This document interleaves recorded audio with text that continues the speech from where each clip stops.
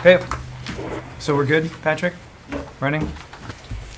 All right, we'll call the meeting to order, right at 6:30. Councilor Swearingen is not here, but she told us she wasn't going to be, but everybody else is, so that's good. Now it's time for the open forum, so we'll open the open forum. If anyone has anything they'd like to address to the council, they can come up and identify themselves in the microphone, and then go for it. Anybody? Anybody? Last chance? I got a question. Yeah? Like, if I wanted to comment about the parking deal, or just, Yeah, now would be a time to comment on that, because you're on the agenda for your thing, right. but if you wanted to talk about something else, now would be the time. Well, I've been downtown. I could be, oh, Oh, yeah, that's not how public comment works. so like, I've been downtown. You have I've to been- say who you are. I'm Bruce Block. I'm a grateful believer in Jesus Thanks for playing the Christ. games, I appreciate that. So anyway, we do that.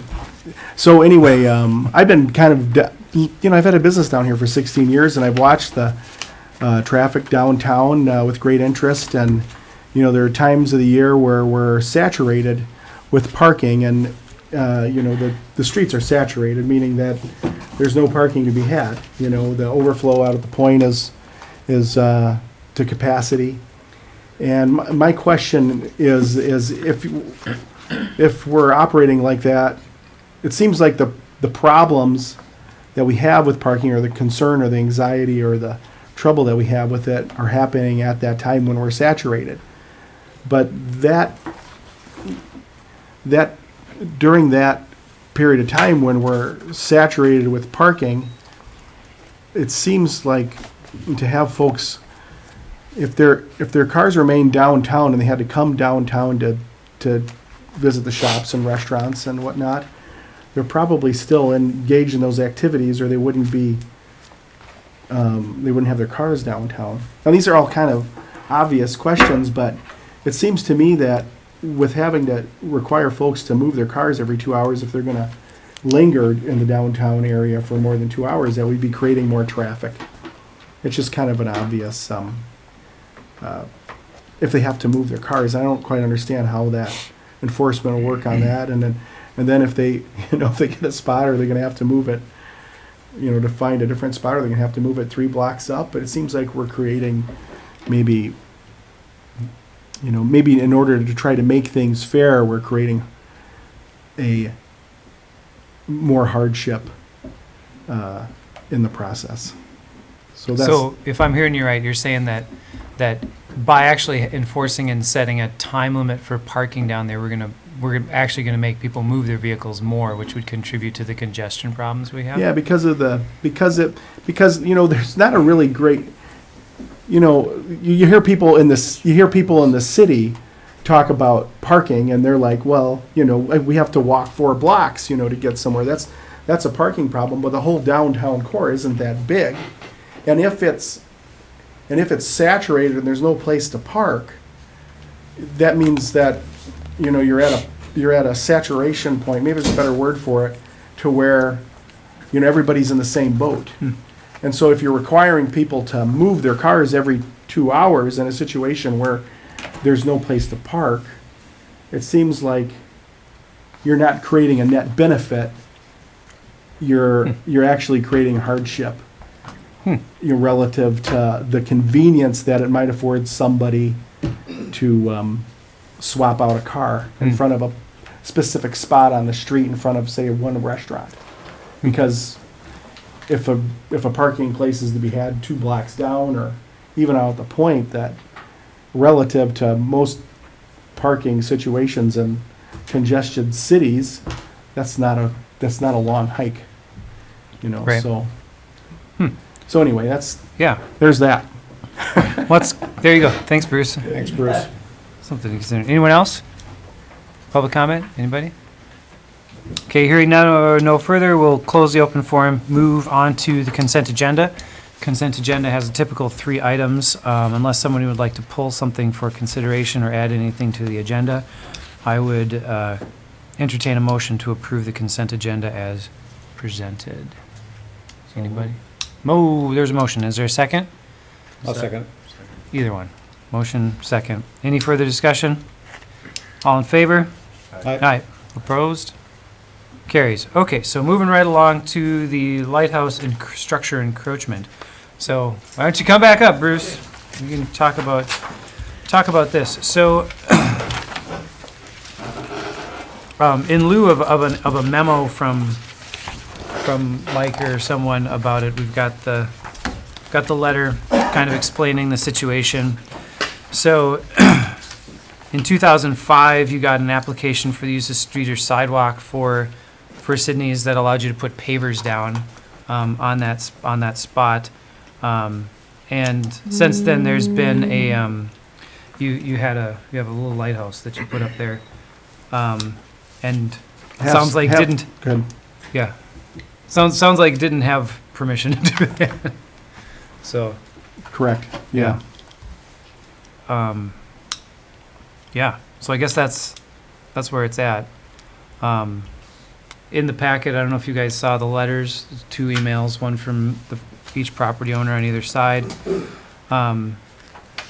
So I looked into this, asked Mike some questions and whatnot, and that property in front of Sydney's is actually, that's not like city right of way. That's actually like city property because it was the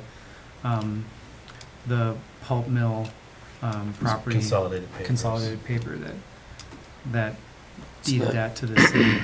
So from the curb going towards Sydney's, how much land, how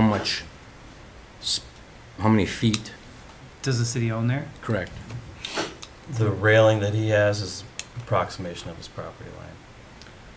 Where the railing starts? Yeah. It's So- actually 3 feet. That railing encroaches the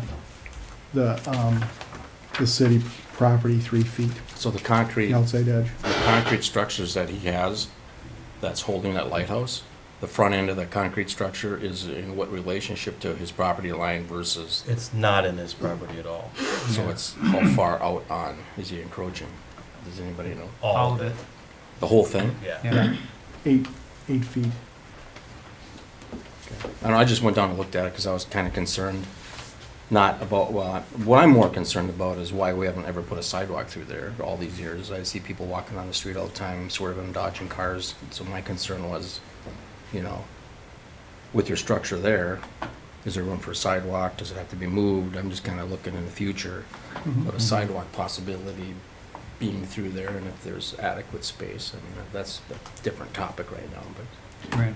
From the curb to the edge of the lighthouse, it's about 9 feet from the curb To the to the block, the concrete, the concrete there is about to the curb is 9 feet? 9 feet, Okay. 9 feet across there. And all that stuff is portable, right? That I Yeah. understand. Yeah, I built it. Each side of that weighs 2,900 pounds. It's not connected to anything, and I built it so that there's straps in the sides, so that there's handles, Mm-hmm. so it can be easily lifted. And you know, the machine that the city has, the loader that the city has, could easily move those blocks. And to disassemble it, I put it together, you know, after setting the concrete there in just a matter of like 15 minutes. The structure itself weighs about 1,100 pounds. Okay. And so, you know, there's probably 80 pieces of equipment in the county or more. I can't guess. I mean, even a. Well, how did you even a place the bobcat. concrete? I poured it in place. Oh, you poured them right there. Yeah, Oh, okay. yeah. So I could get the alignment that I needed perfectly. It was an easier way to do it.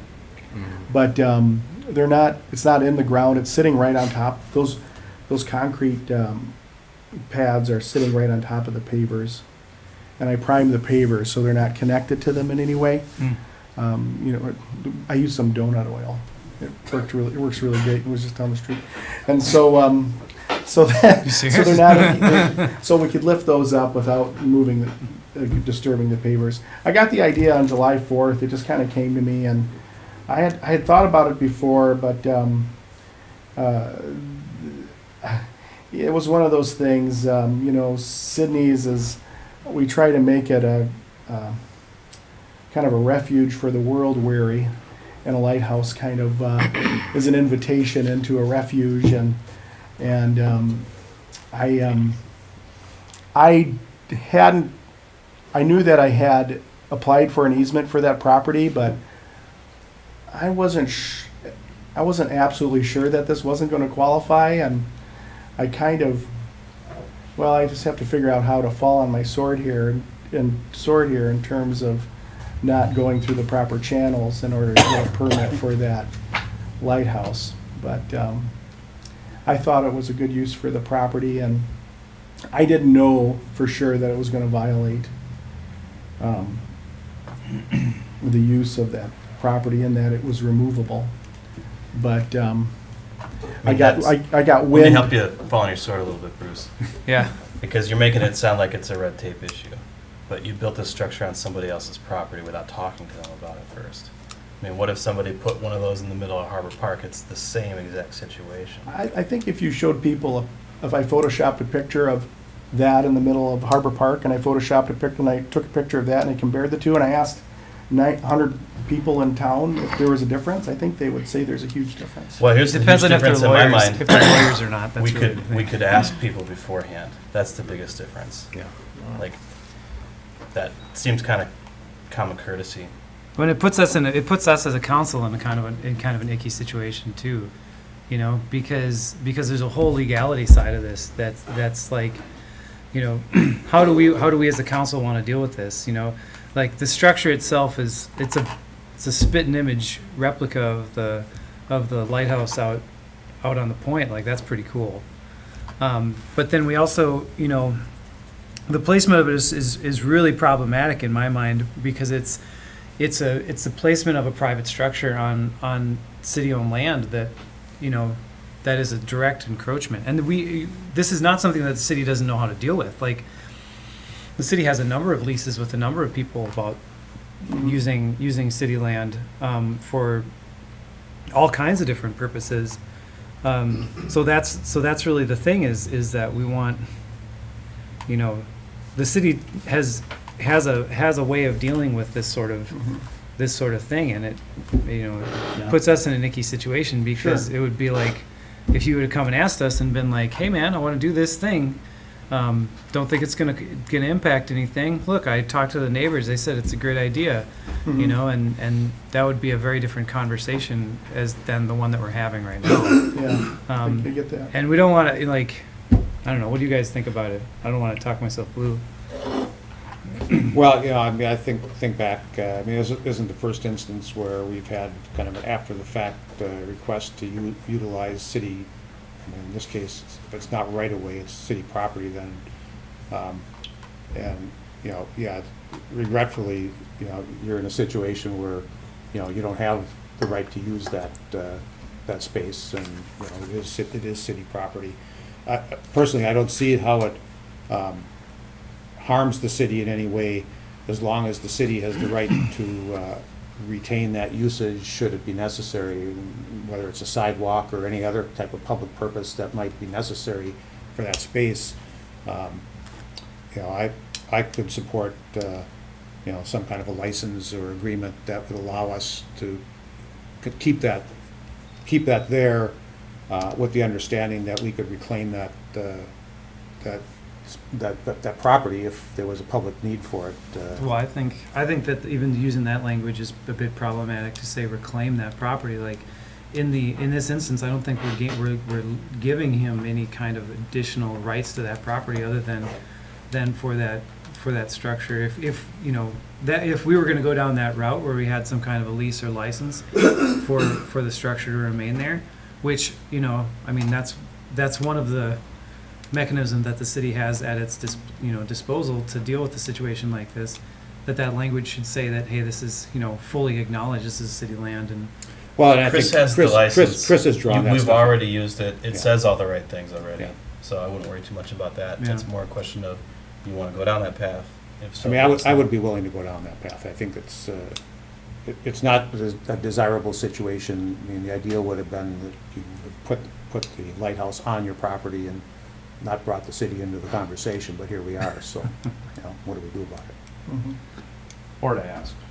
I mean, because I'm assuming when you did the application, the use of the street and sidewalks, when you did that, like you didn't put your pavers down first and then, or did you put your I pavers did, down? actually, yeah.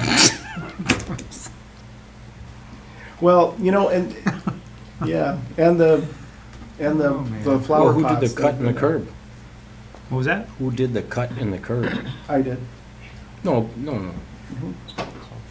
The cut in the curb for the front of my, No, this painted yellow. Who put in the curbing?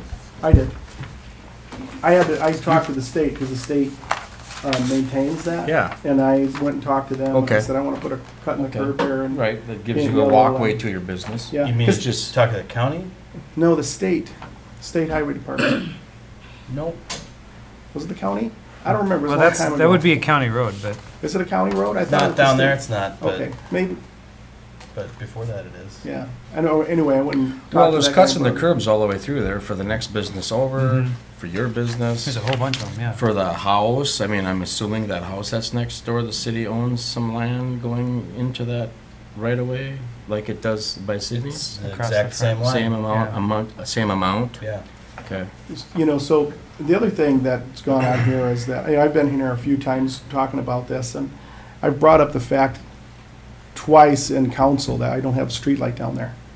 And I've got people this time of year, after dark, coming in and crossing that street, entering into my business, and there's nothing there to indicate when you're coming down the street that there's anything there.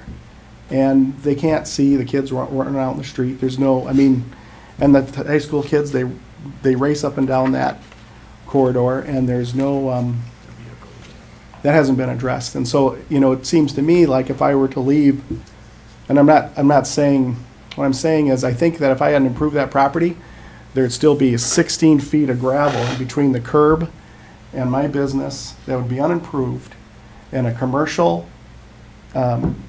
zoning that is kind of out of sight and out of mind of what you guys have been doing in terms of your streetscape operations and things. And it's a hazard. And so one of the things I wanted to address with that was also illuminating that with light downwards so that it would be bright so that they could see, you know, pedestrians, because it's a hazard there. Well, and I think that's a valid concern, and I hear what you're saying. I think that, yeah, that's something that we should take a look at addressing. I mean, my business is down there too. I see how it goes down Yeah. there. But I think But- that's a different conversation than the one we're having right now. What I'm saying is I brought that up twice in council, and the city has not taken initiative to address that. Right, and that's still a different Reinforce. conversation than building something on somebody else's property. So that, you know, like, I understand what you're saying, and that addition of infrastructure is, you know, like, I mean, I don't know when you brought it up to the council last time, but that conversation, I think, is one that we should have separately from the one that we're having right now about the placement of the lighthouse. I mean, part of me wants to kind of see where the rest of the council stands on moving forward with some kind of a license or lease for the use of that property. I don't know if there's any other discussion or any other questions anybody has for Bruce about that itself. It sounds like, you know, in the situation that we have here, you know, there's a lot of parts of it that are a bit like, you know, not ideal. But the fact that the structure is completely temporary and movable is a definite pro. So, What's the, if there was some sort of license granted, what's the, you said those concrete blocks are heavy and the structure weighs a certain amount, but like how is it attached, and like what's the liability then of structure that's on city property? I mean, you know as much as anybody what the wind can do down there, Yeah, I and whipping desi- down there, and I designed it, I calculated, it'll take 100-mile-an-hour wind. It's ballasted, 2,900 pounds on each side. yeah. And, yeah, there's a program out there you can use to do that, and So, and I mean, So if that, but, so barring, There's like, an what's the insurance requirement in the liability? license. There'd be insurance, it's gonna be similar to what we did with, kind of what we did with Bucks. That's what I Right. was kind I of, that's mean, what I was yeah, thinking about There's with tanks the, on city land, this is on city land, so Right. we're gonna have a It's lease. almost exactly set- the same. Set the Yeah. time frame of how long you want the lease to be or to be renewed, and also insurance and that kind of thing, so Yeah. if that's, And that's, I mean, Where those, we're going. that addresses all the concerns that I have about this structure being there. You're a builder, Anton, so I don't know if you well, have more I understanding. don't build lighthouses. I mean, but I think like, that's, well, I guess one question or just concern, because obviously if something happened, you know, like, that would be bad no matter what, but to have it then fall on the city is even, you know, like an extra, especially because it'd be one thing if it was a permitted use or a, you know, it was, all of this was done the right way, but to have it come this way. So what else you got planned down there, Bruce? Because this is the second time.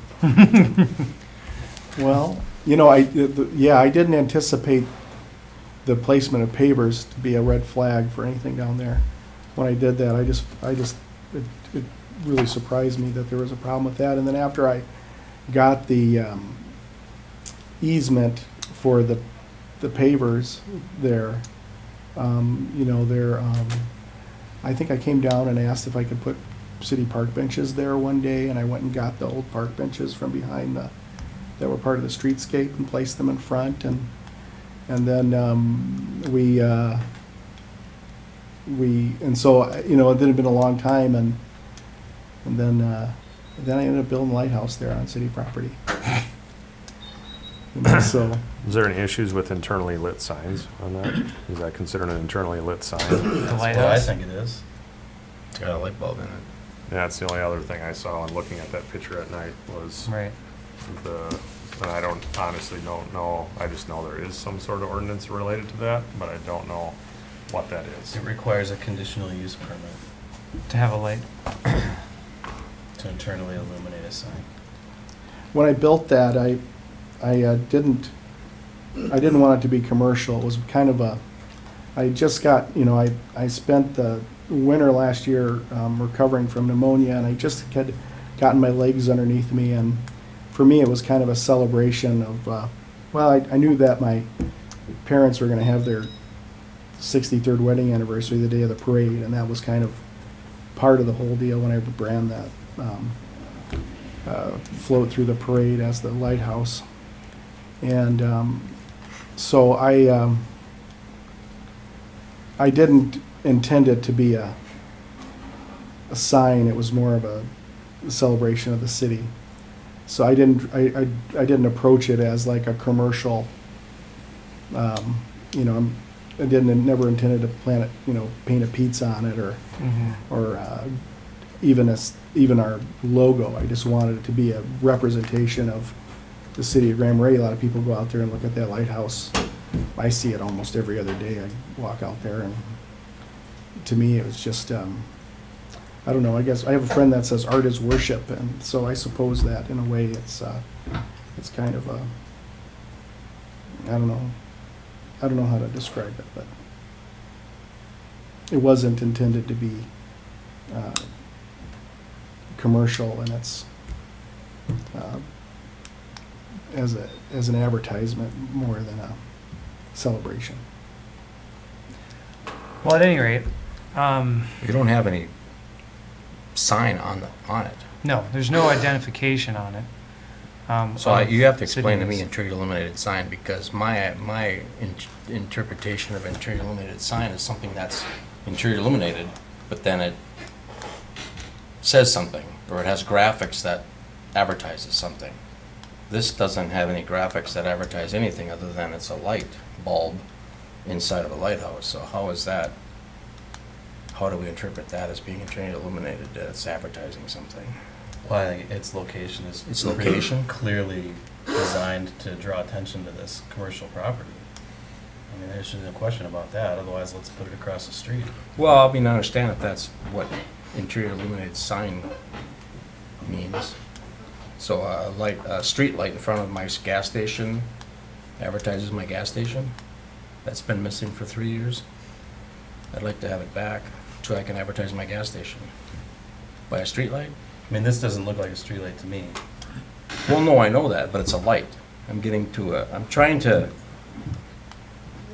understand interior illuminated signage, because I think there's a lot of misunderstanding of how we Well, maybe interpret that, maybe it's you know? is the concept of this being an internally illuminated sign an essential part for us to figure out in order for us to make a decision on whether or not this property, like how we're going to deal with the property itself, you know, like how we're going to deal with the structure on city property, because if Here's that's to answer your question, you know, if you don't care about it, like the fact that there's a light bulb in it and where it is all part of the package that you're okay with, then I wouldn't dwell on it very much.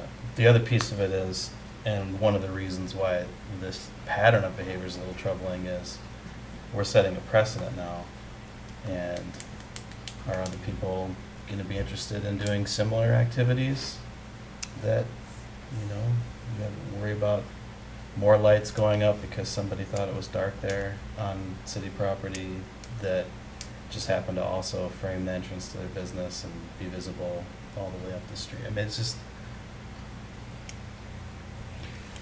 pretty obviously advertising in my mind, but that's just my opinion. So you get to vote on this. Well, I mean, there's a couple things we could do. We could not allow it to stay on city property, in which case Bruce would have to move it back onto his property, which, I mean, I'm sure there's some difficulty in doing that, but, I mean, it probably could be done. I would probably remove it altogether, because that much closer to the front of it would obscure my sign. I mean, it would, like, you couldn't, as you're driving by it, you wouldn't be able to see my sign from the, and I'd have to keep it over the walkway. And so I'd probably just remove it at that point and sell it to somebody, or maybe the city wants it and put it in the park over here. You know, there's a lot of art installations around the city. They've been doing that. You know, they got a beautiful walleye painted on a propane tank, and you know, there's a few others. There's a project going into the campground that they're doing, and you know, there's some folk art around town that's on city property. You know, maybe the city wants, maybe you guys would want to own it. I could donate to you and maintain it at that location if you'd like. You know, those are all options, as far as I can tell. I'm just addressing your slippery slope problem, you know. You know, it's, one thing, it's, I think anybody knowing that if anybody, like I thought foolishly, now I see that my easement might have accommodated this. But to say that somebody's gonna take the time and effort to produce something that, and they can come in here and then you guys say, nope, can't do it, take it away. I don't see a lot of people taking that risk, you know, in terms of the slippery slope. If they say no, I agree.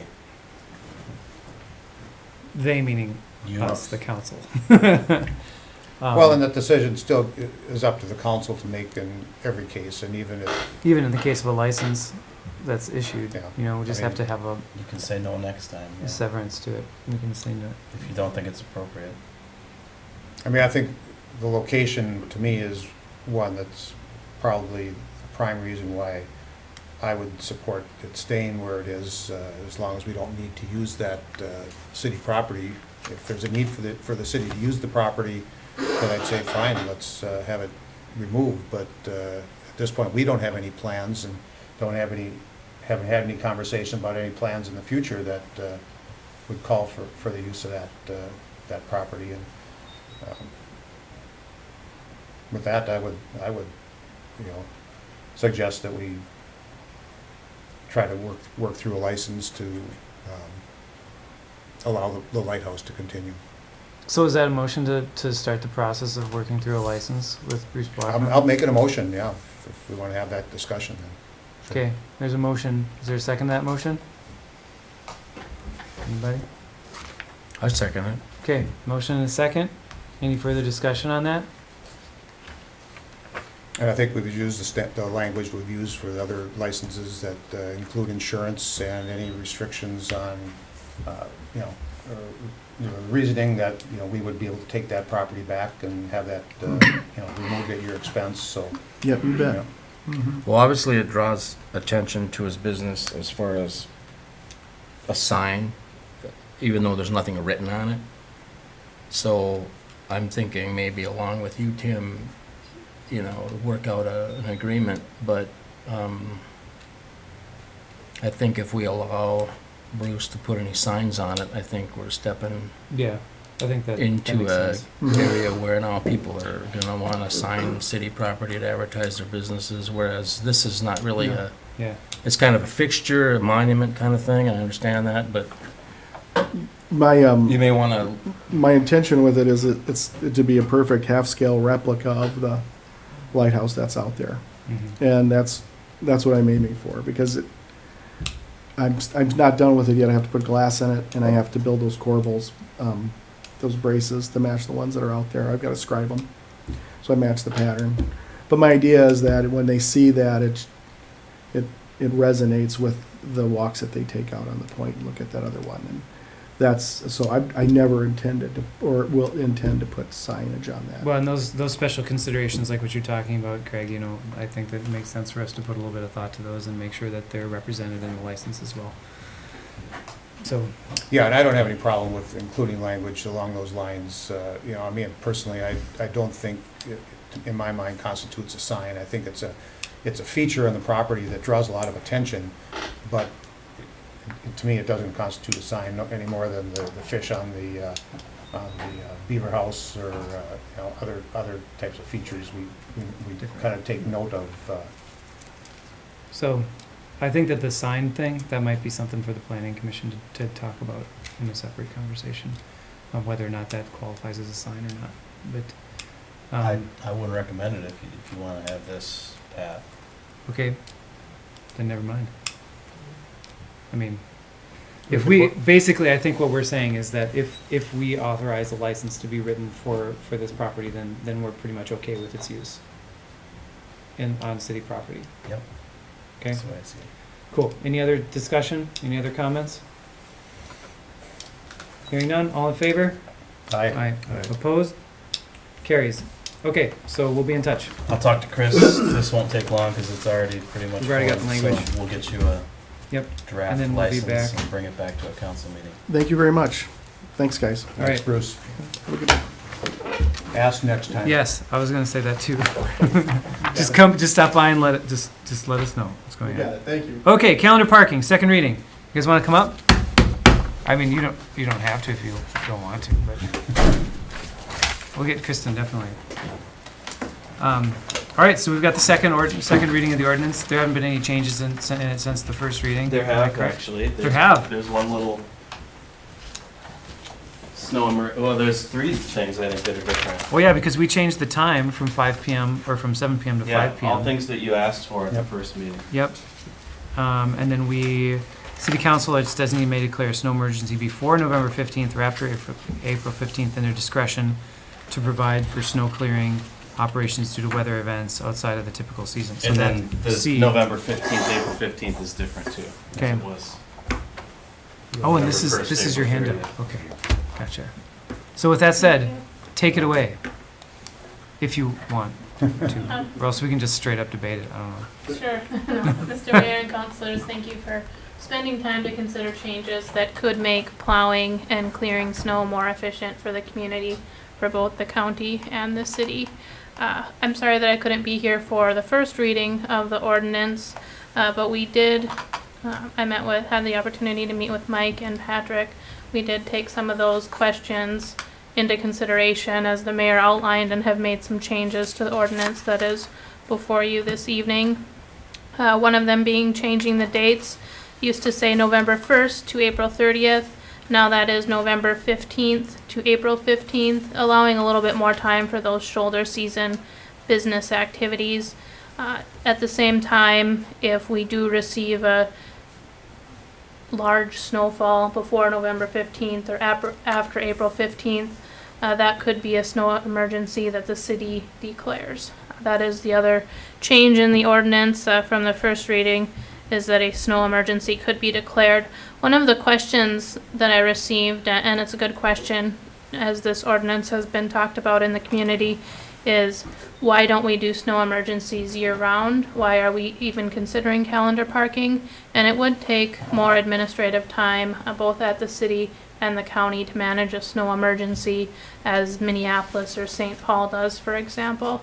There's more signage that's associated with snow emergencies compared to calendar parking, usually a greater number of signs on every single street. The signage plan for calendar parking, if the council feels comfortable moving ahead with this ordinance or something similar to it, is that we would place signs at all the points where people come into the community. So 2 signs on Highway 61, a sign on County Highway 7, and a sign on the Gunflint Trail. That is how this ordinance, at a minimal level, would be signed. That's how calendar parking is typically signed. A snow emergency requires somebody to wake up and issue that message and make that declaration every single time it snows, and I don't know that either agency currently has the staff to do that. The folks who lead our road crews are busy managing the equipment and the labor itself, and not necessarily calling WTIP or whatever local media outlet we might use to make that notification. That's also a second complication of snow emergencies, is how do we get the word out that there is a snow emergency? With calendar parking, it's pretty clear. If it's snowing, if it's going to snow, move your car to the other side of the street. That brings me to another question that I've heard, and that is, will I get a ticket if it's not snowing? And although it's not written that way, I can tell you with what I hope is a level of trust that we don't intend to enforce it on non-snow days. So with that, it's probably a good time to review the enforcement plan for the calendar parking ordinance. And the way that we've talked about it so far is to encourage voluntary compliance. That's our first priority. So we would start out this October, and even in future years as the summer season winds down and we get closer to winter, pushing this message in the media. We're fortunate to have good relationships with our local media, and many residents tune into the local media, even visitors tune into the local media. I myself do a monthly update with WTIP, for example. This would be one of those things that I mention every October and every November, doing what I can for the people who listen to WTIP to get that message out. Both the county and the city have Facebook pages with what I believe is some level of success in reaching a wider audience. There are News Herald readers. There are local bulletin boards in town where we could place flyers, calendar parking's coming or winter's coming, just a friendly reminder that during snowstorms, please move your car to the even or the odd side of the street. Those are all things that we could do to reach as many people in the community as possible. We also respect those who might be visiting the community, either just passing through the community for the day. That's why we would have signage on Highway 61 and County Highway 7, the Gunflint Trail, places where people come into the community, they would see signs. If you're staying at a local lodging facility, our communication plan includes reaching out to those folks as well, the hotel operators and the VRBO operators, that giving them the opportunity to let their guests know that the city has calendar parking during snow emergencies. And then to take that one step further, during the month of November, during those first few snowstorms, the highway department doesn't intend to call the sheriff's office and ask for enforcement of this ordinance. We've talked about maybe some pink cards that people could place on the windshields, be it county staff or city staff, instead of, I think there's horror stories out there of larger cities where the first snowstorm of the year, the tow companies go out there and they have the towing authority and they tow everybody, and you know, maybe there are hundreds of cars in Minneapolis or St. Paul that get towed during those first couple snow events of the year. And I don't see that happening here in Grand Marais. I don't think that's the right decision for the local community. The point where we would call the sheriff's office and ask for assistance is is a last resort. If there's truly a car that's impeding plowing, impeding our ability to get that street back opened up in an efficient amount of time, those are the cases that we would reserve to make that call. There are protections that are actually written in the statute. I didn't bring a copy, but it's statute 168B.035. And it states that a towing authority may not tow a motor vehicle from public property unless a peace officer or parking enforcement officer has prepared a written towing report, meaning the highway department or the city crews don't have that towing authority. The tow company that the county works with does not have that towing authority. That authority rests with the Cook County Sheriff's Office. And we would make that call, again, only as needed if there's truly a car impeding parking. If I don't keep to that commitment, if the council decides to move forward, by all means, you're more than welcome to repeal the ordinance changes in a future year. So that's a little bit about the enforcement. Again, the enforcement authority rests with the sheriff's office. Are there any questions that I didn't touch on? I went through that rather quickly. I think I spoke longer last time I was here, but I don't mean to glaze over any important details if you're hearing questions from your constituents. I think that was a very concise way of getting at a lot of the questions that we had. Is there any questions that still are outstanding or that have come up that your thoughts or concerns about? You know, I think we had a good conversation when we had this before us last time, and, you know, I think we kind of dealt with the issues that at least I thought were relevant, important to make adjustments to, and, you know, I think we've talked about this again for a long enough period of time where I think that we need to put it in effect so that people can start planning. And, time for it. yeah. Well, and the assurance is also about the kind of soft rollout of the enforcement to it. I think that's an essential step as well. So that, I think, makes a lot of sense. So, any other thoughts, questions, concerns? No? If not, then I would entertain a motion to approve the ordinance number 2019-2. If none of you want to make it, then I'll make it. Does this have 2 readings or 3 readings? This is our second. Yep. So Two, after this, just it's- 2, okay. yep, after So this if you one, it's pass done. this reading, All right, I'll publish just it, and making it'll sure. take effect. Okay. Okay. Well, I'll make that motion to approve ordinance 2019-2. Any? Is there a second for that? I'll second. Motion and a second. Any further discussion? Thank you for all the explanation and whatnot. And we will. Well, we'll take a vote. We'll vote on it. All in favor? Aye. Aye. Opposed? Carries. Okay. So we'll be in touch to see how this works. Make sure that we can do this the best way. Roll Thank this you out for the your best way. support. Yep. Great. Thank you. Thank you. Have to advertise and Yeah. signage and. Yeah. We're gonna have to get to work on all that stuff. So, thanks. Thanks, Pat. All right, so we're going to move on to the next thing on the list. Next thing on the list is you have an updated memo that was handed out to you. It has a list of 14 liquor licenses in the city of Grand Marais. One of the only changes that we have is Sven and Ole's is applying for a new wine strong beer license to replace their other liquor license.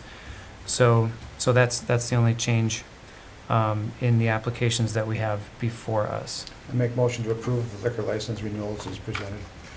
You're gonna have to leave one of those out down at the end there, if you wouldn't mind. Vote on that one separately. Oh, Yeah. okay. So let's vote So on we're all of voting on them. the top The top 13. 13, okay. Okay. I'll second. Okay, so that's what you got. A motion and a second for the top 13.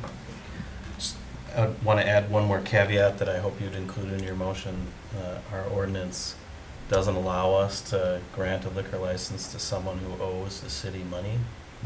And there's a few of these licensees that may have to deal with that because electric utility data is private. I don't want to talk about that right now, but if you would just add that, contingency that they're approved with understanding that they become current on all money owed to the city. I will make that amendment. Yes, I'll make that amendment.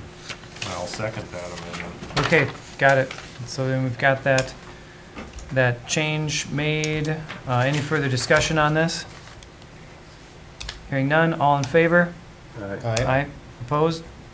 Carries. Okay, so the final one we have here is for the Grand Marais Marathon's beer off sale license, which Councilor Schulte has to abstain from. So I'll we- make that motion again to approve the liquor license for the Grand Marais Marathon all right, with motion. those same conditions. Motion, is there a second? I'll second. Motion and a second. Any further discussion? Hearing none, all in favor? Aye. Aye. Opposed? Carries. Fabulous. To my understanding, there are still a couple of businesses that we have not heard from, so, So what happens between Is that still true? now and then, if the liquor licenses expire October 1st? then that's an enforcement issue with the state, I believe. I don't know if there's anybody left. Oh, okay. There was quite a few that weren't on this memo originally that are now on here, and I've only seen this memo as you have right now, so I'm not sure if there's any left. One of the reasons why we do these at this meeting is so that there's a couple weeks left in September So that where people can come and be on the last meeting in September. and still No. get them done.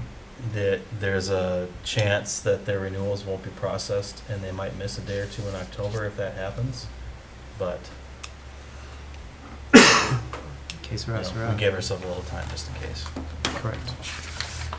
Oh, yeah. Okay, so we've moved through that. So now we're gonna move on to budget stuff. So, thank you for waiting, Lenny. I'm sure he was excited to listen to the calendar parking ordinance conversation. Yeah, Are well, are you happy with that ordinance? Yeah. I figured, I just wanted to make He's sure. got a smile on his face. that's good. Yeah, we can smile. Okay, so let's jump in here. So we're talking about our preliminary budget for 2020. Also, thus, the attached part of that is the preliminary tax levy for 2020. So looking at you have the handout, the little thing for the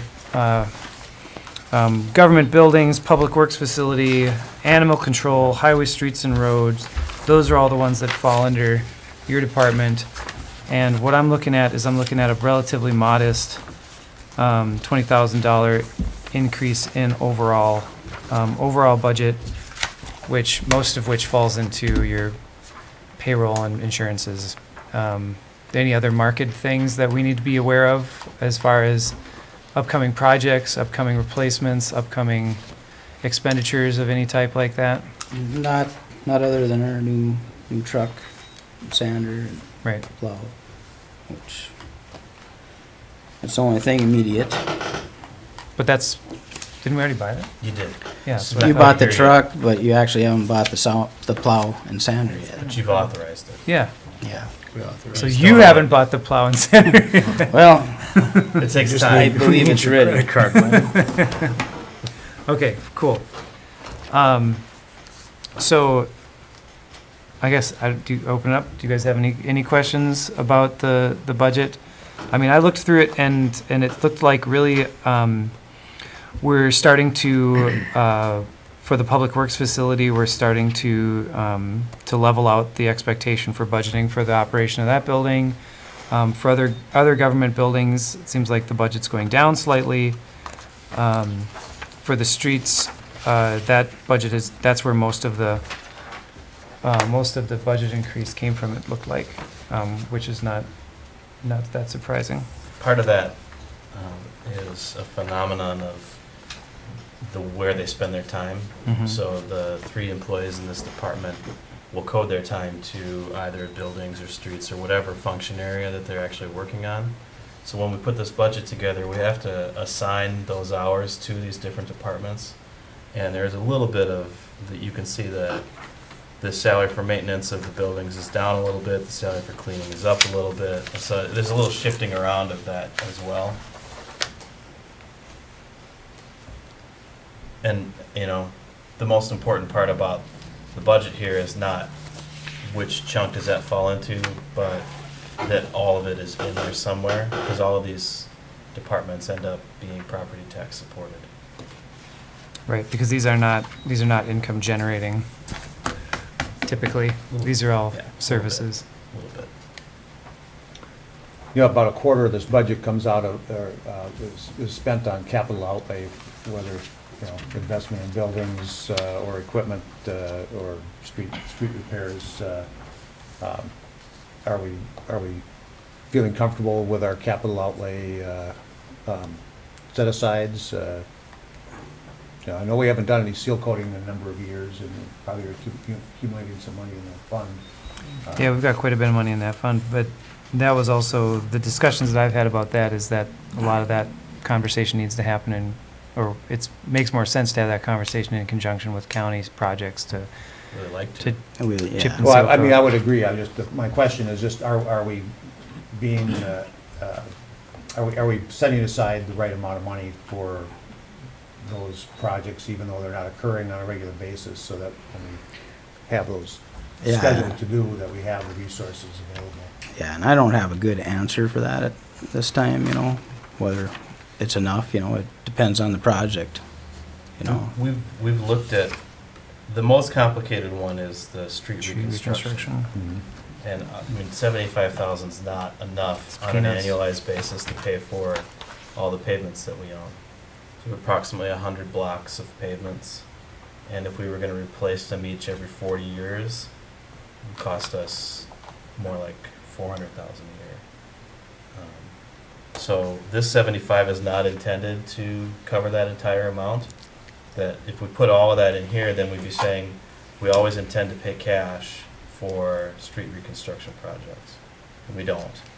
So if you take this amount and you use that in conjunction with some of the debt payments we have for street reconstruction projects, we get a lot closer to that number.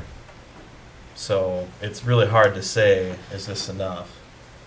It depends on what our intentions are. Are we gonna be spending cash, or are we gonna be using debt? So it's definitely enough that we have the option to use cash on some of these projects.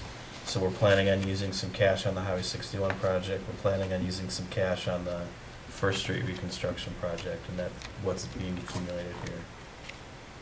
Yeah, I'm just wondering, with costs seeming to be escalating on road projects, if it just keeps us putting us further behind, if we aren't increasing the amount of capital outlay on some kind of a schedule to kind of keep up with the costs of construction. Because, I mean, obviously 75,000, like what Mike was saying, is kind of a token gesture towards the amount Right. that we're putting. Right. Well, it's more than a Putting down. token, it's effective. We took a pretty deep look at that, and it was probably 10 years ago. Right. And so maybe it's time for us to do that again. I wouldn't recommend that you do that before the preliminary levy, or even that it needs to happen for the 2020 budget. But maybe this winter and spring, we can go back and take a look, kind of the long-term funding for street reconstruction, and do the whole system look again. That's my thought too, is that this is an opportunity for us to look into the future. And, you know, yeah, I don't think I'm ready to make an adjustment here, but I think that we need to take a look at what our needs are long-term, and make sure we're at least keeping pace with Yeah. that level that we think that we need to have funding. Right. Well, because in our last conversation, when we looked at the budget, the 2020 budget, and we looked at the replacement schedule for all of the city's equipment and assets, that for me was a really great way to look at it, because then it helped me understand that okay, we have a set lifespan for this vehicle or this piece of equipment, and when we hold that vehicle beyond that time, if we keep that vehicle in service beyond the lifespan that it's actually given, then we're also accommodating for the increase in expense for a new or a newer piece of equipment that could fill that same need.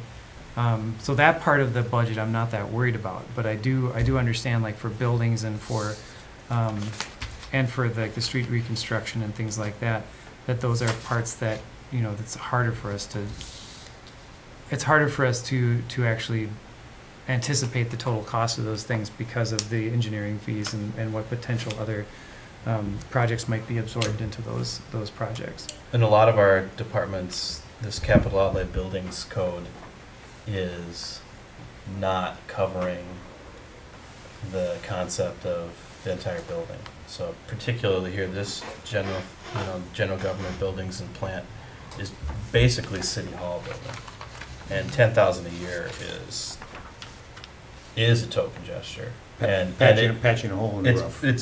its intention is not That's a spot to, there. Or three of them. it's not to There's fund plenty of them. an actual building maintenance program. It's to get us by until this building is replaced. And then the actual capital cost of a building maintenance program we're putting in other places. But, when we look at the 3-year analysis and think about another debt payment for this project, that's where some of that money lives in the budget, so it's not here. And then if you look to the Public Works facility budget, there isn't a capital outlay line item there, and there won't be one probably when we build a new city hall either for quite some time, because we'll be paying debt, and that'll be our capital outlay, is debt on the new building. And once we kind of shake down all the things we want to get right on it in the first couple of years, then all those capital expenses will remain pretty low for a long time.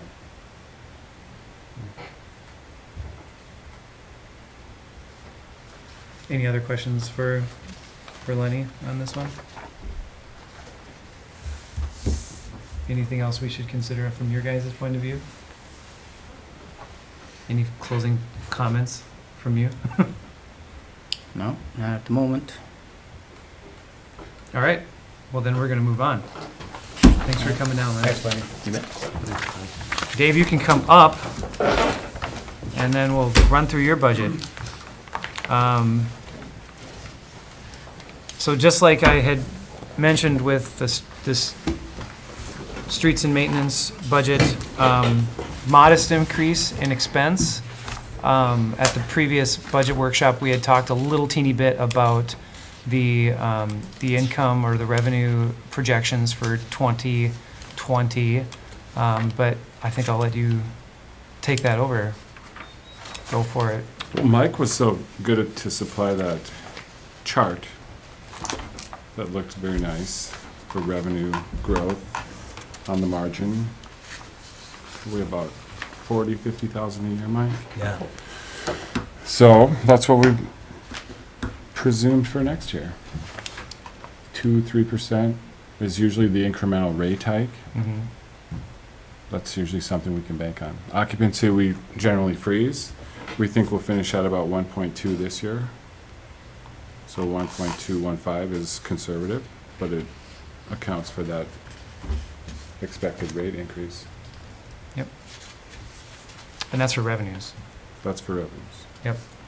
So likewise. Sorry, were we on expenses first? I didn't. Well, I think we were talking about both, but that's Yeah. a good place to start. That's a good place to start. I mean, because really that's one of the things at the budget conversation the last couple of years, we've spent a lot of time talking about that. And gotten to a point where my understanding is that the council's preference in the past has been to remain more or less conservative on the numbers for the upcoming year, largely because there are the unpredictabilities of the weather, of any unforeseen economic like downturns or anything like that that would potentially hurt the campground. But This is a lot less conservative than we were 4 or 5 years ago. You think back to the chart, and the slope was pretty fast, starting 4 or 5 years ago with increases. And our budgeting, we didn't even attempt to keep up because we were trying to remain conservative, and better to just outperform our expectations than to miss and be short to cover expenses. Now, we're a lot tighter. I mean, we budgeted 1.18 million in revenues, and we think we're gonna get 1.2. That's not a lot more than what we budgeted. That's 20,000 on a $1 million budget. So that feels like a pretty good place to be. Kind of a new reality of trying to get that number more accurately depicting what we think we're actually gonna do. And then on the flip side of it, take some of that revenue and put it in an expense line item where we're hedging our bet. something like council priorities, where if we don't perform as well as we thought we were gonna do, it doesn't have to affect ongoing operations. We can just choose to not do special projects quite as quickly. So we're, on the, expenditure side, at this point in time, in the first part of September, you know, if you look back on that line, look at that line, you know, we're what, 394, 840 year to date. I mean, there's only 3 months left in the year, and we're at like 50% of, so I guess, is that like historical? Take a look at the bottom line of the first page. Capital So there's an buildings. $80,000 capital set aside Yep. that we're collecting, and we've spent 0 of it. So Well, if you imagine that we just go ahead and take all that 80 and set it in there, that probably makes that easier to understand, that, okay, we're actually at about 480 out of 700. okay. And you know, there's also this 50 that we've spent 13 of, so then we get add that 35 in, and we're actually more like 515 out of 700. That's And then all, I think, that's all I yeah, was looking at. It's is in getting the a lot past. closer to past. Okay. It's the operations over there. I think Dave's got it pretty dialed in where we kind of know what to expect expense-wise. Yeah. And we do generally finish less than budgeted, but that doesn't account for those capital lines Yeah, but what you're getting. banked. And we are now, accumulating that in a separate number, so you can, Yeah. the park board can look at that number when they're doing their own capital planning and see how much they've set aside, how much they're putting aside in the future, and what they intend to spend. Gotcha. So Dave, talk to me about the marina a little bit. So what's the, I apologize, I don't have the revenue sheet in front of me for the Boat Harbor Marina. Is that it right there? Last page. Okay, It's on the cool. back. Oh, is it? Yeah, Like the last page? yeah. The marina's an operation that definitely Sorry, I have is in the weather-dependent category as far as performance and boaters, and I think the economy too affects this a little more than RVs, so that we generally finish in that $80,000 to $90,000 range. I think that's been consistent for the last multiple years.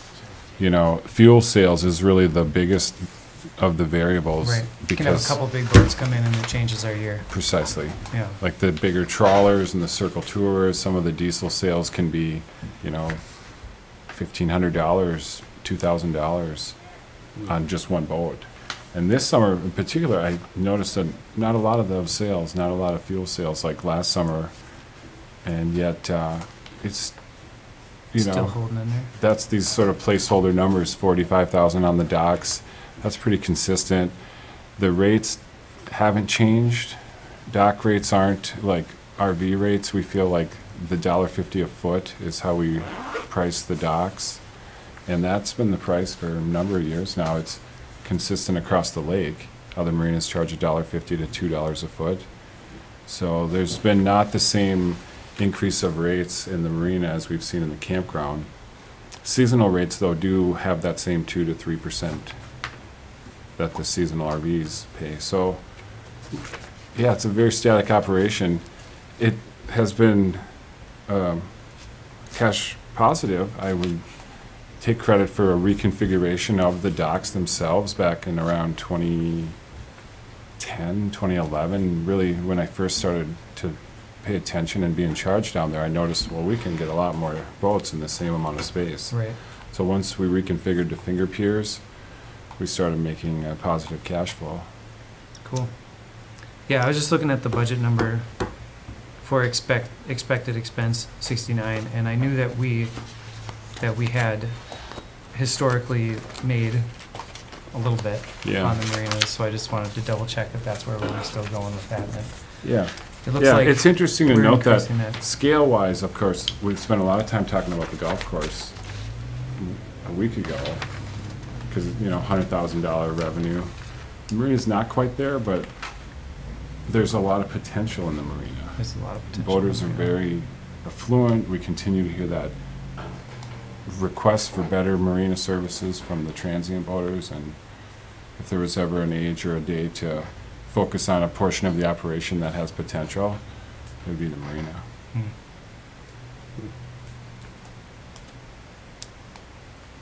That seems like a conversation for a, January work session. Strategic planning Yeah. thing, yeah. Sounds like a conversation for the park board, too. Cool. Couple things. One, just on the swimming pool YMCA agreement, in the budget, we have $125,000, but on the, I think on the levy document, we have $131,000. I put 5% increase in, so we, Isn't the 125 5% increase, or Nope. is it? Well, there's, yeah, was 125 last year, and it's shown on the budget as 125 again this year, so. yeah, but based it's on- not in the levy calculation, it's at 131, 250, which is just 5%. And that's, you Oh, know, you're the saying county it doesn't may or may have not it here. charge us Doesn't match. that 5%, but if they charge us 125,000 this year, they have the right to charge us that if they need that next year. Okay, so this is a maximum number if the county would ask for 131,000 this year. And- But and we it's in the know budget they- for 125. You're gonna ask for more than 125 this year, and it's kind of the start of our conversation Yeah, about okay. agreements that will be continuing at the end of this month. And then the only other question I had was regard to the Gulf Supplies and the clothes for resale. And you probably talked about this at the last meeting when you were here. We did. Talk about the golf course, and you're getting out of the business of sales. That's what it looks like to me. Yeah. Yeah, there's definitely not a lot of profit there. Could look at other ways to use that space as well. I believe that was part of the conversation, was that the product that was purchased for resale there was just not moving very quickly, and that using the clubhouse space for a more profitable means is kind of, that's something to be explored other than hanging shirts and stuff on walls. Even just simplifying too. I mean, we're focusing on the outdoors stuff. We did do a push in the clubhouse to update it a little bit, but we haven't really fully strategized about all the product we want to sell in there. And I think there's room for growth in that. But for now, I think we just recognize that a lot of the merchandise that we had in there was not, we weren't set up to sell it very well. It wasn't the right stuff. It wasn't moving. It wasn't worth the money. So it's a reassessment of the situation of doing retail sales, not Yeah. just that we're not going to be doing it anymore. It's just, We're still doing retail sales. We're focusing on consumable stuff that you need to play the game, and not clubs and not clothes. Yep. With hats, but gloves, but not shirts, that kind of thing. yep, okay. have been getting the hard sale again from the scorecard advertising people. Oh boy, I got again. 4 phone calls in the past 2 days about that, Yeah, so. representing themselves from Gunflint Hills. Oh, don't recognize your name. Anyway, So, Dave, any upcoming projects or capital outlays that you have in the next year or two? Yeah, for sure. The park board talked about this a couple meetings ago when we started to put the budget together. We're talking about the landing in the Highway 61 corner as a part of the Right. Highway 61 project. Sounds like a rec park capital funded feature would be the biggest, most immediate capital expense. And I think the price is still a bit vague, but $250,000. We don't really know yet because we haven't bid it out, and that suddenly seems a lot riskier than it did a year ago. Right. What Mary with the EDA is working on an additional grant to IRRB to help fund some of that, particularly the the arbor, the Morrison-inspired arbor piece. So we're hoping to get another chunk of money to help with that. Yeah, we'll just leave the price open on that. The new entrance sign then that would result from this project as well is on the list, possibly after the project's completed. Mhm. A new bathhouse right in the center of the park. We call it Bathhouse 3. It's in an overnight neighborhood. The original bathhouse is 1985, and Is that no the one that's longer. kind of behind the office, the main office? no, that's Little Old 2. It's the one by the little playground, Between Yeah. the office and Oh, it's South by of the little playground. Okay, I South gotcha. of the by playground. the old pool parking lot. Gotcha. Yeah, it's very tired, very needy, and that would be the biggest facility capital need that we've been facing for a couple of years now. And I think the park board's really on board for a rebuild, and just have to start that process with the designers, and the pricing for that is scary. Yeah. Yeah. Do you think you'd pursue solar hot water like you did on the others? Definitely, Definitely. Sweet. definitely.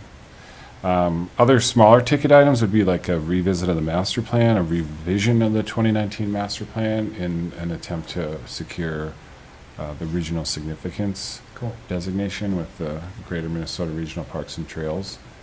This has been on the back burner, but it seems like a smaller, 5-figure capital expense to get the master plan up to Parks and Trails standards.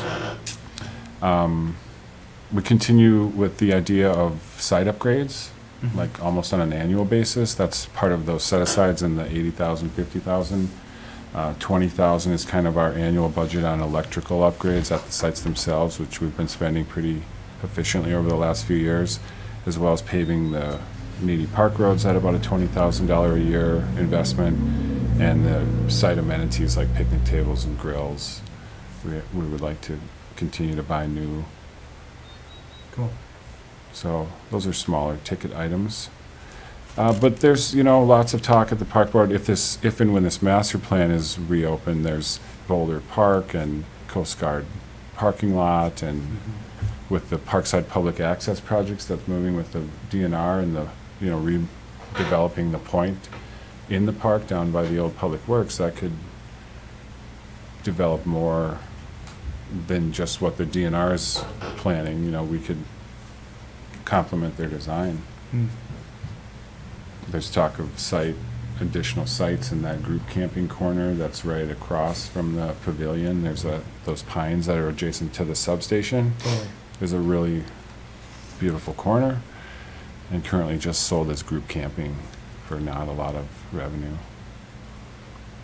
So those are on the list. And the DNR's project is probably worth a mention too.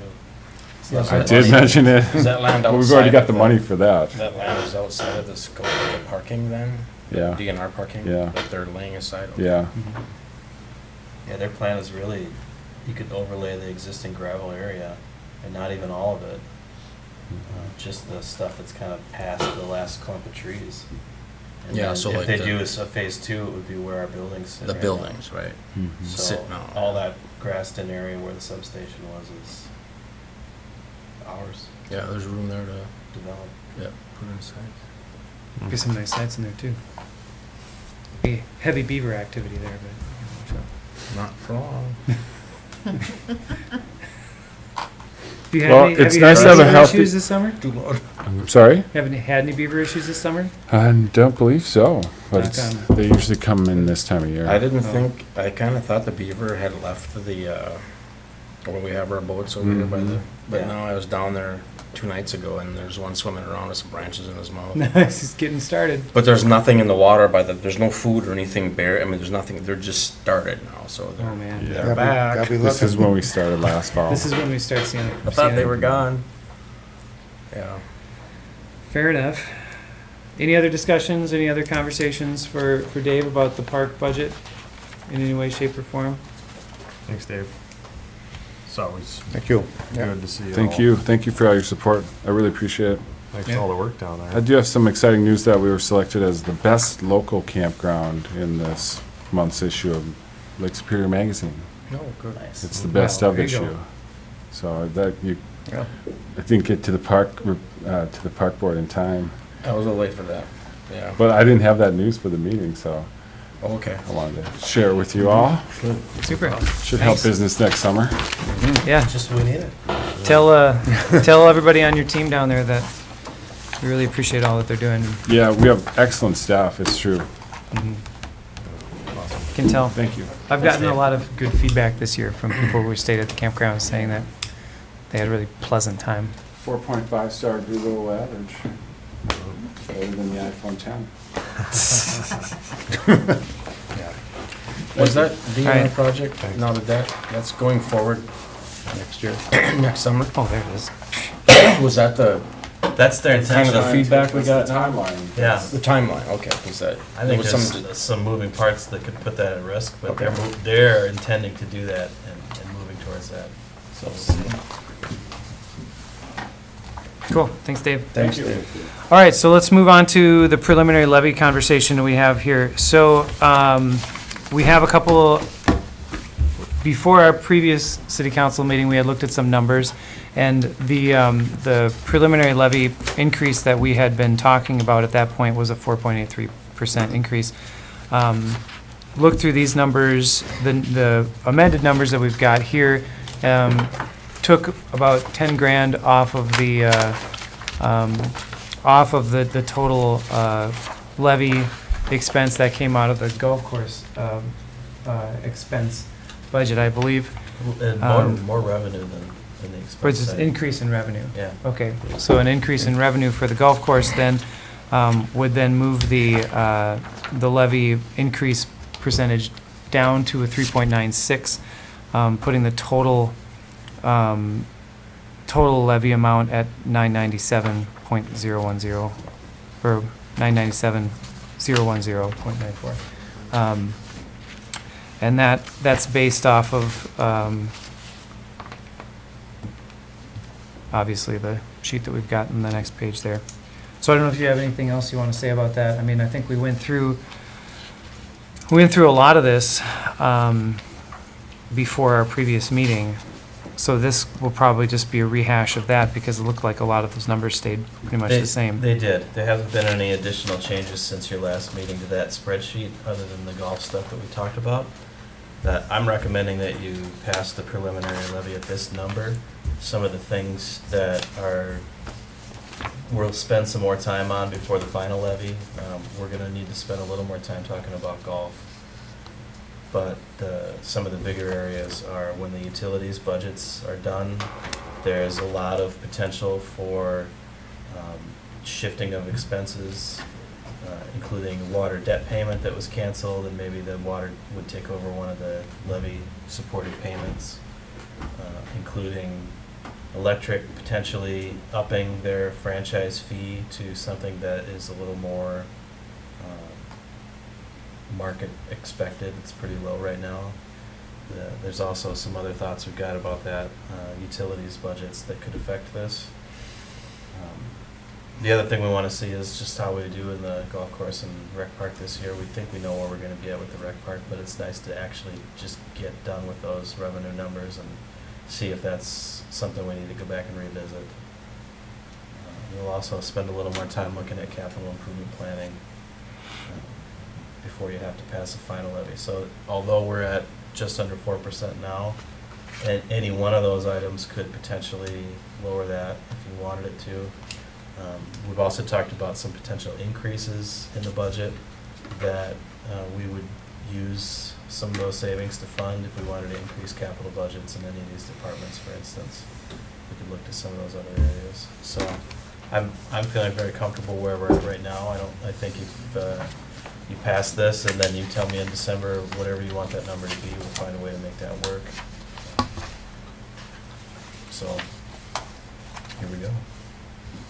So there we have it. So, just like Mike is saying, we have a fair amount of flexibility built into the budget. However, with the capital outlay responsibilities that we've identified and that we want to maintain for the future financial health of our projects, a 3.96 budget accomplishes all of our goals and minimizes an impact, a tax impact to the city residents, but still we have a lot of fudge room, or a lot of moving stuff around room in that number. So, thoughts, comments, conversations?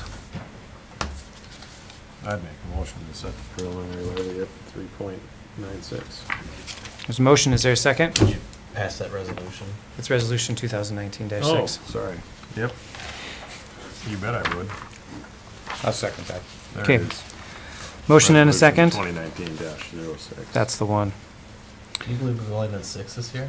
How do we go from 2 to 6? Oh, no, that's, well, Ordinance is ordinances, 2. ordinances to resolutions, but Resolution. last year when we had like Only do 2 16 resolutions last year. The year before, I think we had 50. Yeah. Just not as many. Public Works garage. Okay, so any further discussion on the preliminary levy?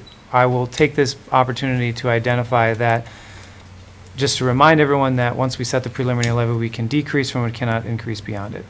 So I say that as kind of a course, like a point of course. So any further discussion? Hearing none, all in favor? Aye. Opposed? Carries. All right, the preliminary levy has been set via that resolution, and we are going to move along to council and staff reports. So, Craig, what do you got? Well, we kind of talked about it already. Perfect. Let's see, what else did we talk about? I don't know if I talked about this last time or not, but I did get a phone call from one of the, I think I might have talked about this. The dog pound building. Are we trying to work with the county on this, or where are we going with this? I'm getting people asking me, what are we doing when the guys tear that down? What are we gonna do? What are we gonna do? So I mean, is there? Yeah, I've talked to Pat about it a little bit. Okay. I mean, I don't. You know, I don't. The volunteers what kind of money they're trying to raise. I mean, you know, I don't know. I think the big question is who's going to be responsible for building, maintaining, heating, that kind of thing, or where it's going to be. I mean, there's a lot of questions right now. They know that that's going to disappear, so they're trying to figure out. Jay and I talked to that group, maybe a slightly different version of it, but Yeah.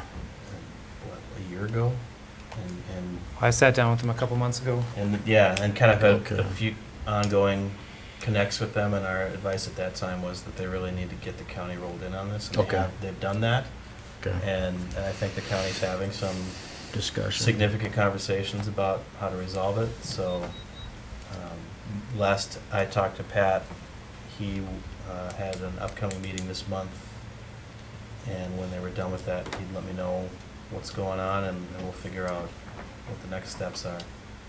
So I don't know anything about what their intentions are yet, but No. I was happy to hear that they're talking about it, so it sounds like it's on their agenda. The last conversation that I had with them was, I sat down and helped them kind of create a plan forward to how they could achieve that, you know, having a facility. And so that included them discussing with the licensing agency that they work with for being a pound about what would be required if they rebuilt a building, and then taking those requirements to a local contractor who they have relationships with and saying, how much would a building like this cost? They have that then estimate for how much that would cost, then they can go and ask for money. They can, you know, make a plan around that, present that to the county, and then I told them as well that the city, we have, I like to say, a dog in this fight. See, thanks, appreciate that. No. Fox. Dad We joke. have fox running around. That's Yeah, I was on my deck this morning. I had a fox on my in my deck this garbage morning. can last night. So anyway, that the city is a partner in this, and that we don't put a lot of money towards this, but in the past, we've paid the utilities on the pound down there, and, you know, that accounts to some actual money that the city has subsidized that service for. So that conversation would be one that we would have to have that conversation with the city and the county and the animal rescue people together. So that's where I've left it at. So.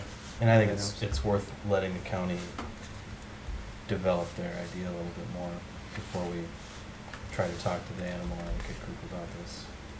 Mhm. It's, yeah, not to, Because blow there up is, expectations. we have an ordinance in the city about, like, loose, or not an Yeah, ordinance, we have a but, leash law.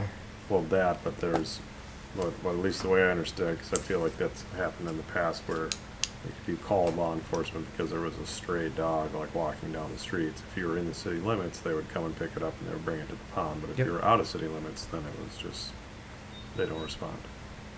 They can. I don't know if it's they don't respond, and if you want to talk to Pat about that, we can have him come to a future meeting.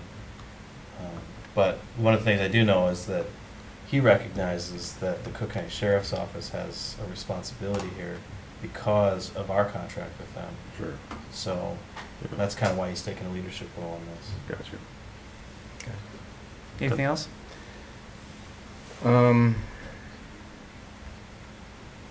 Yeah, you guys are getting emails like I am over certain things, so I don't know if you want to do this at a future meeting, because some of these just came across today. Trees? Alley improvement is one of them. Yeah, the tree issue with the MPCA and the dig is another issue, is another email. Well, we got emails from 2 different people on that. So I don't know. I think it's in our best interest to at least have a discussion about this at some point in time in the near future, whether it be the next city council meeting or whatever. I think we should at least have I'd like to have Kelly here. I'd like to have everybody here. Just, I mean.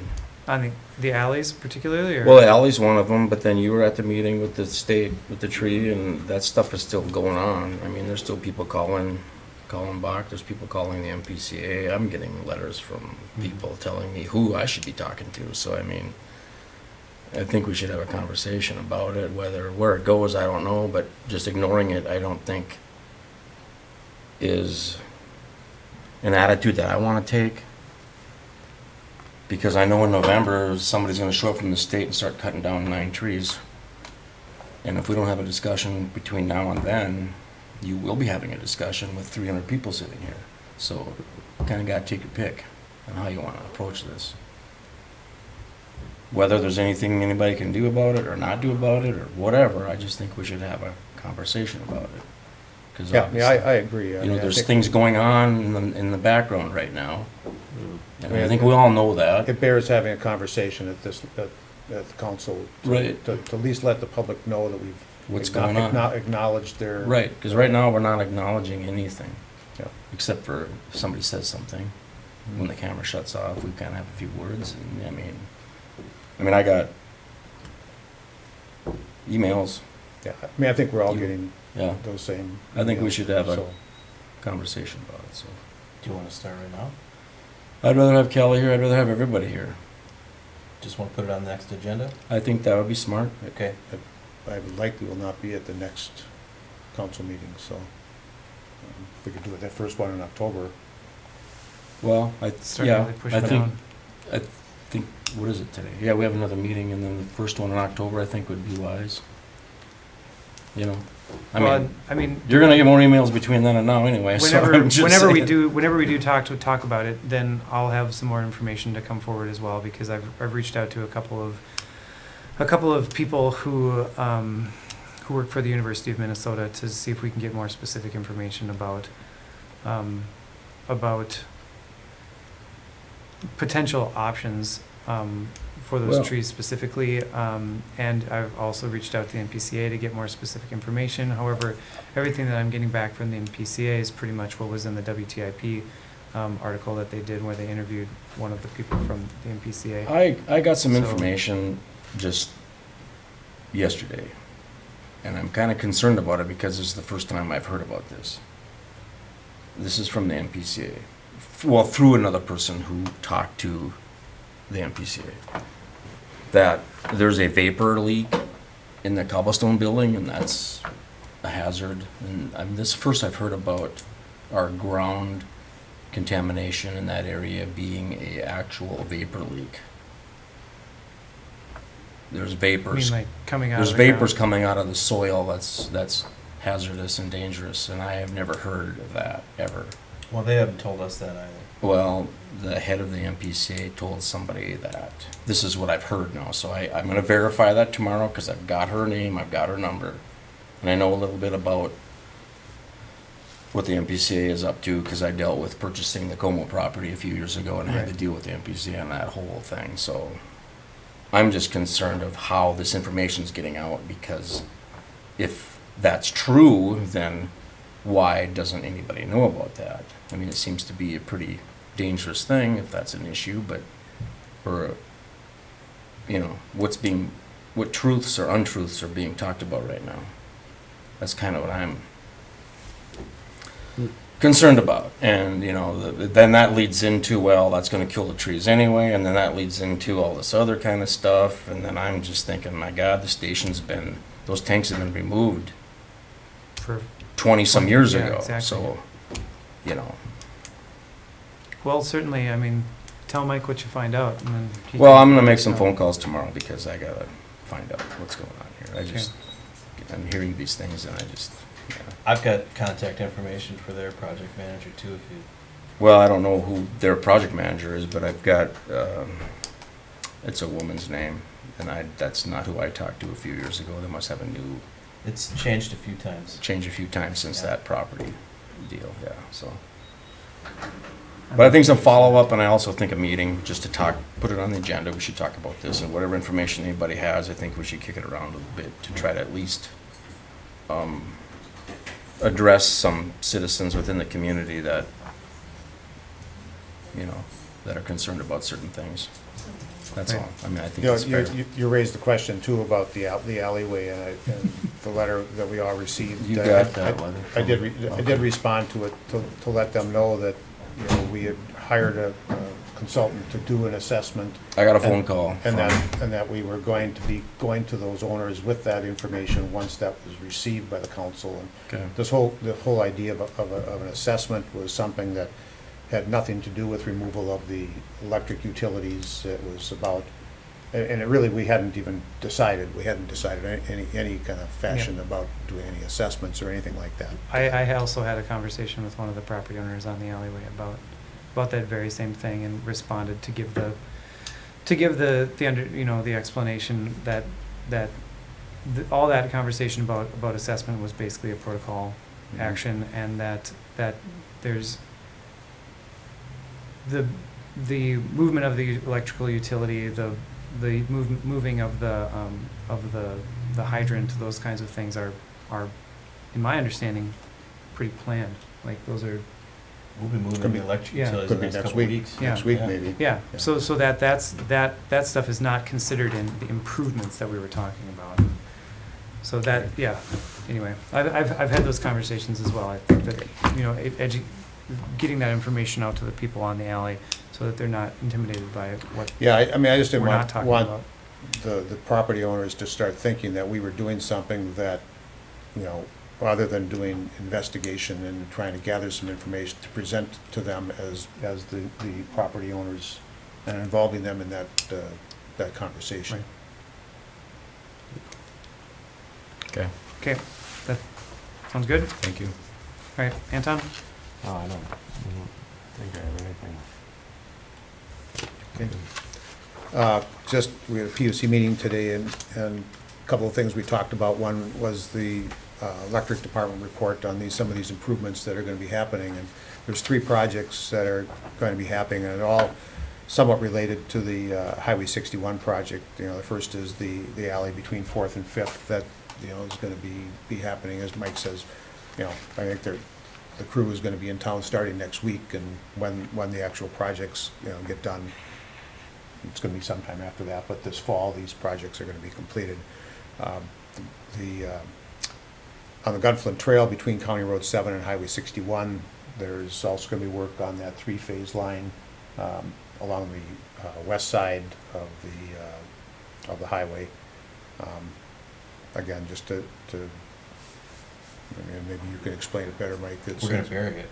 Yeah, well, yeah. That's and- it. And Okay. it's, you know, there's an aerial 3-phase line on the west side of the Gunflint Trail. And most of these are the burying of lines that are going to be Between County impacted. 7 and Highway 61. Oh, yeah, there. Gotcha. The county has Next I item, thought you planned, were saying Gunflint Trail, so I was trying the Gunflint Trail out here. to. yeah, Gotcha. So the county's planning an improvement there. Oh, by there, Lashinsky's between 7 and and 61. Great Expectations Yes. along that side On of the the west road. side, Yep, okay, gotcha. going up. And just to take care of that prior to Highway 61 project. Then the third one is an improvement that goes from Marais State Bank out to Napa, goes on the north side of the road. kind of around in front of the dental office, and it kind of has to go back up the drainage and by Sister's Place to get past the drainage and around and then across the highway, and ties in with the existing line over on that side. And again, all of that is going to be buried line and work that's going to be done starting here in the next week or two and continuing through the fall. So all in preparation for the Highway 61 project. Then the other is that we just approved the purchase order for the smart meters. The utilities are going to be installed, electric utilities are going to be installing, and I think the hope is that we'll have those meters and have them installed hopefully by the end of the year, if all goes well. Is that what this allows people to get back onto dual fuel, or? Yeah, there's all kinds of switching devices, and yes. We already have 500 meters installed. So this order is just the last of them, and also all of the three-phase and larger meters. That the first order we put out was just kind of a couple of hundred standard ones that we knew we could do on the ends of the lines. There's also load control receivers that are a part of this order. We're going to get enough to hook up any of our existing customers that are using those systems. We don't anticipate that they all will, but so we'll also have some for new customers. And we've got 24 of those out in the field right now that are functioning as well. So I think we ordered 700 new meters as part of this purchase. Okay, great. That's all I have. Oh, when are we going to be dealing with the PUC's budget? Probably October. Sooner than later, I guess. Cool. Thank you. I had a CEC meeting, the Creative Economy Collaborative. Their conversations were basically about taking elements of the Highway 61 project, like the areas that were identified as areas for community gathering along the corridor, and doing some advertising for those areas so people know what will be included in them, as well as working on a concept for public art for the city, so that it's just something that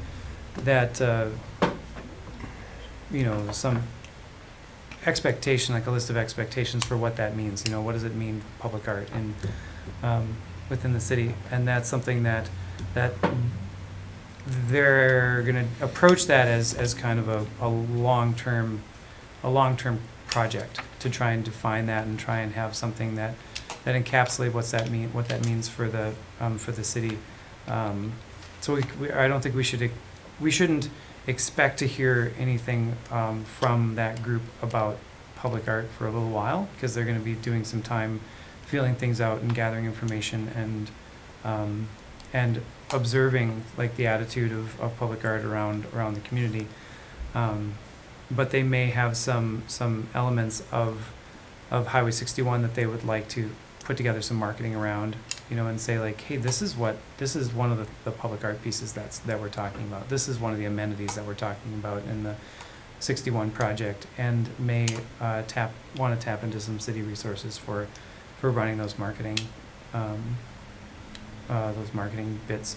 So that's pretty much it. Other than that, I've heard from a lot of people in the community again about different issues that have come up. I've actually had quite a few positive interactions with people in the last couple of weeks about a lot of the things that we've been working on, which is really great. So I'm glad to hear that that there are also people out there that appreciate what we're doing, but that there's still more work we have to do. So, and that's what I had. And you were at SIMPA today. I attended a SIMPA meeting in Litchfield this morning. Well, Yep. So unfortunately, they hold monthly meetings, and their monthly meetings are generally on the second Wednesday of the month, which is tricky. But it actually works better than putting them on the Tuesday or Thursday, believe it or not, because I travel on Tuesday, and then I can generally make it back from, 2/3 of the SIMPA cities And they have a number of items on their agenda right now that are kind of related to future planning that I think it's crucial that we stay involved with, so I'm gonna make an effort to attend more of their meetings. I'll be attending their October meeting, which is in Bloomington, much nicer. And I'll also be looking at their November and December meetings. George is also a representative, and he can attend as well. We've talked about trying to attend more of the meetings, particularly as the city's been putting a lot of expectations on SIMPA for assistance and behavioral changes to kind of get in line with the stuff that we've been talking about. I can't emphasize enough how important it is that we stay involved down there, even just to build relationships, but just to be a part of what's going on. It makes it that much more effective. That does mean, however, that there may be a council meeting or two that I won't be able to get back for. And I don't think that's an issue, because you've got excellent staff here that can handle these meetings without me being here. And I'll be sure to, if that occurs, to let people know about it in advance and make sure that it's an agenda on these meetings that you don't need me for. So, and I guess I'd just appreciate any feedback that you have if that is an issue. And not right now, but on an ongoing basis. Anything else? Any final comments? We are adjourned. All right. Good night, everybody. Thanks, Chris.